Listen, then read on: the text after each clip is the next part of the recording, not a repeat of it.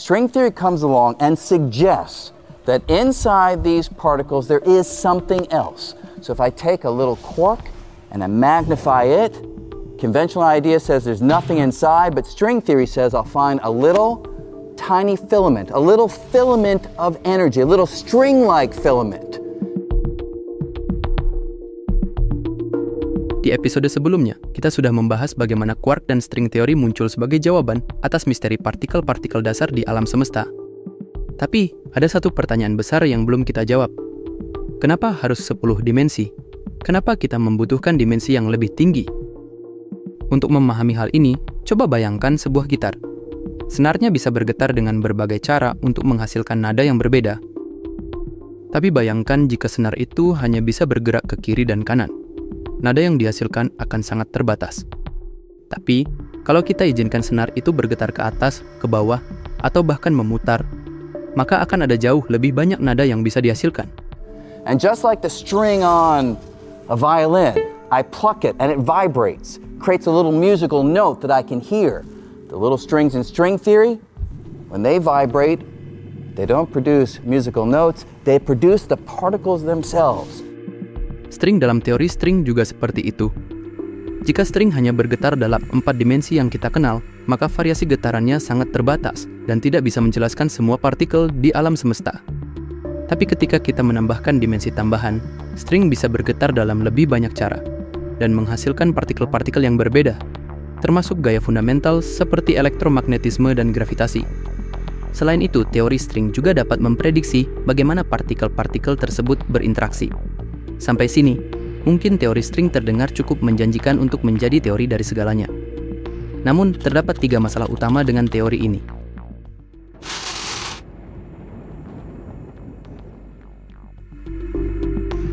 Masalah pertama adalah semua string berperilaku seperti boson, contohnya foton dan graviton.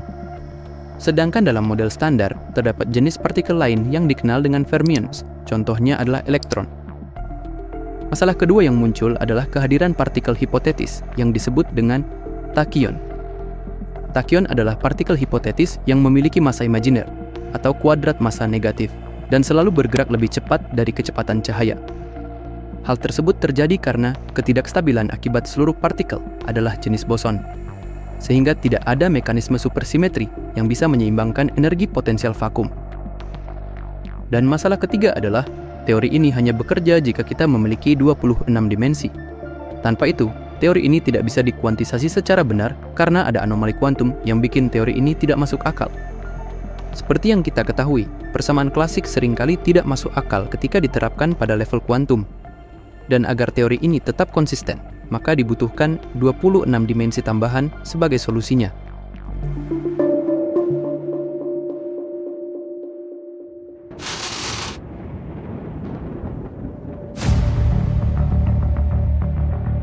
Superstring theory adalah versi upgrade dari bosonic string theory yang memperbaiki semua masalah sebelumnya, terutama dengan menambahkan konsep supersimetri.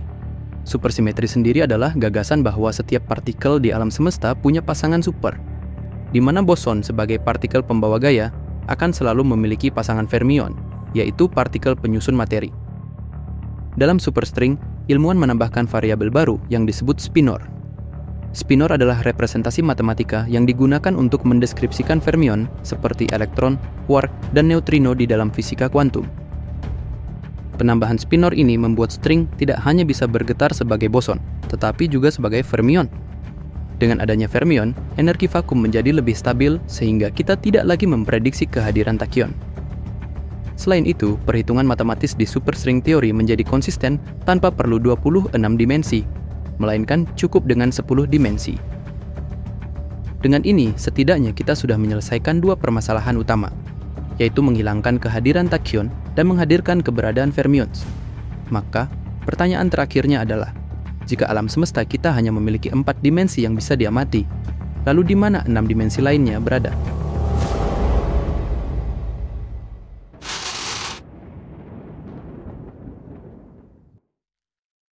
We now learn that we need 10 or 11 dimensions, only 3 of which, or 4 if you include time, that we have. And so there are as many as 6 smaller dimensions, and what's happening in those dimensions? Why do you need 6 in string theory? Ini adalah salah satu misteri paling menarik dalam fisika modern. Kalau kita bicara tentang dimensi tambahan dalam teori string, banyak orang membayangkan dimensi-dimensi ini ada di luar sana, jauh di sudut-sudut alam semesta yang belum kita jelajahi. Tapi sebenarnya dimensi tambahan itu ada di mana-mana, termasuk di sekitar kita, hanya saja kita tidak melihatnya. Misalnya, kita melihat kabel listrik dari kejauhan. Kabel itu tampak seperti garis lurus satu dimensi, karena kita hanya bisa melihat panjangnya saja. Tapi, jika kita mendekat, kita akan sadar bahwa kabel itu punya ketebalan dan permukaan melingkar. Artinya ada dimensi tambahan yang melingkar kecil di sekitar kabel. Seperti itulah string. String berukuran sangat kecil dan berdimensi 1. Artinya, hanya memiliki panjang, tidak memiliki tinggi dan lebar. Namun, jika kita bisa melihat lebih dekat, kita akan menemukan bahwa string ini sebenarnya bergetar dalam dimensi tambahan yang terkompaktifikasi. Kalau kalian bingung, maka wajar karena ini adalah sebuah konsep. Kita hanya bisa memahami konsep dalam ruang 3 dimensi. Terkompaktifikasi adalah istilah yang terdengar aneh, tapi maksudnya adalah terlipat atau dikompres menjadi sangat kecil. Nah, dimensi tambahan yang terkompaktifikasi ini menentukan bagaimana string bisa bergetar, dan oleh karena itu, menentukan partikel apa yang bisa muncul. Jika digambarkan, maka hasilnya akan seperti ini.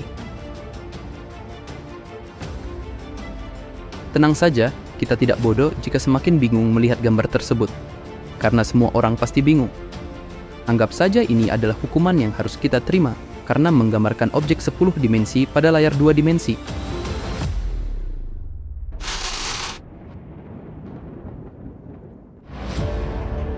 Dalam dunia fisika teori, superstring tidak hanya hadir dalam satu versi saja. Ada 5 jenis superstring teori yang muncul sebagai solusi dari persamaan matematika, masing-masing dengan karakteristik unik yang menawarkan perspektif berbeda tentang bagaimana alam semesta bekerja. Tipe 1 melibatkan string terbuka dengan ujung bebas dan string tertutup atau berbentuk lingkaran. Tipe 2A yang hanya menggunakan string tertutup. Tipe 2B yang sama seperti tipe 2A hanya saja tidak simetris. Heterotik SO 32 menggabungkan string bosonik dan supersimetris. Dan heterotik E 8 kali E8 sama seperti heterotik SO 32, tetapi menggunakan grup E8, di mana E8 adalah grup Lie yang sangat kompleks dan elegan dalam matematika. Jika kalian merasa bingung dengan berbagai jenis teori string, itu adalah hal yang wajar. Teori ini memang dikenal sebagai salah satu konsep paling kompleks dalam fisika. Kelima teori ini sebenarnya hanya pendekatan berbeda untuk menjelaskan bagaimana alam semesta bekerja pada skala mikroskopis. Meskipun memiliki perbedaan, semuanya bertujuan untuk menyatukan semua gaya fundamental alam semesta dalam satu teori tunggal, yaitu teori dari segalanya. Selama bertahun-tahun, fisikawan bingung mengapa ada 5 teori string yang berbeda, padahal tujuannya adalah menemukan teori dari segalanya.